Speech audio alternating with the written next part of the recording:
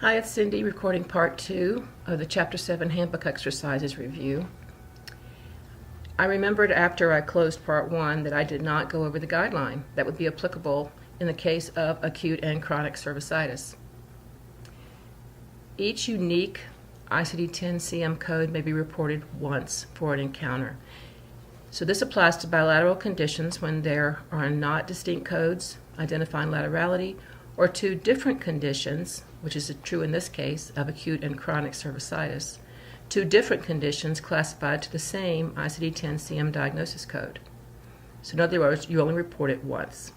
And that's coding guideline 1B12. All right, so now we'll go to the next one. And this is brain damage following cerebral abscess 7 months ago.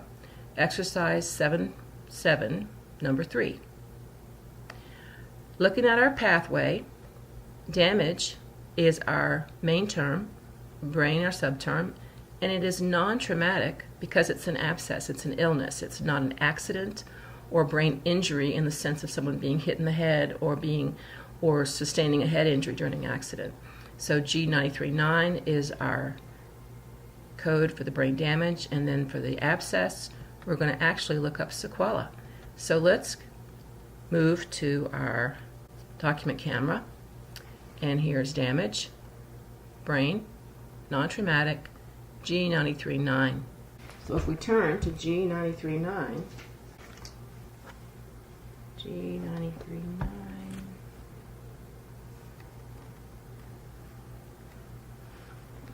the very general code, G939, disorders of the brain unspecified. As unspecific as that diagnosis or that description is, it's the best you're going to do in this category. So G939 is correct for brain damage. It's the sequela of the abscess that's most important to us. So we're going to go back and look up sequela. Oh, it's the very first one. I'm making this too hard. Okay. Sequela of abscess, G09. What's interesting about this, and if I had the author of the textbook with us, I would be asking her this question, because it looks like abscess, intracranial or intraspinal conditions in G06, the sequela of those would be G09. Now it may be that these are not exclusive. There could be other sequela, because our code was not G06. Okay, so just a case in point. Sometimes you do wonder how the author got the answers that she got, and that's okay to question. I can tell you when I give you an exam or an exercise, I will be able to defend to you why I chose the answers I chose, and that's what I want you to be able to do as a coder, be able to defend why you selected a certain code. So here's our sequela code, G09. Let's go back in the tabular to G09.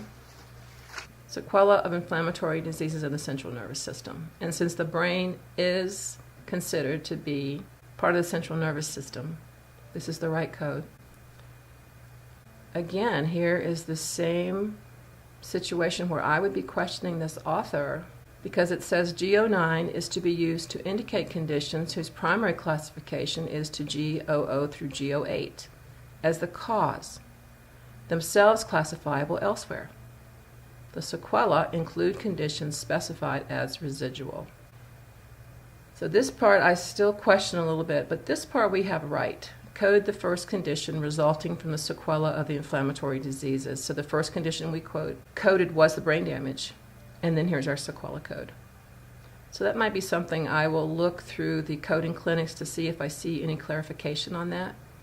But that's an example of where a coder might read something, have a medical record that he or she is coding, and send an email to the coding clinic and ask for clarification. That's a good example. Every day you learn something new, right?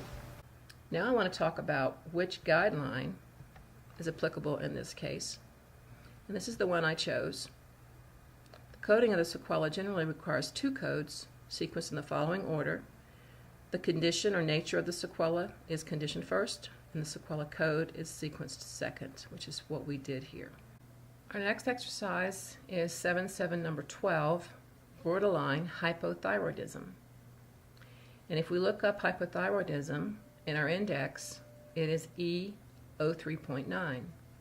So let's go there to our index, and you can see here's your hypothyroidism. And we're looking to see if there is a classification for borderline hypothyroidism. And there is not. So this is, it doesn't seem to be our code. So we're going to go back here and find our code. E039, and it is just hypothyroidism unspecified. This myxedema is a word that you occasionally see in the medical record documentation, so just be aware of that word. While I'm thinking of it, if you're ever looking for a word or you run across a word in the medical terms that you don't know, I want to show you how you might find that word. If you go into myxedema, put a colon and myxedema, swelling of the skin and underlying tissues, giving a waxy consistency typical of patients with underactive thyroid glands. So myxedema is more of a condition because of hypothyroidism.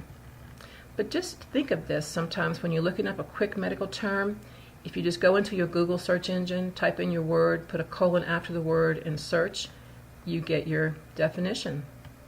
And if you want to hear its pronouncement, myxedema, you just hit this little phone.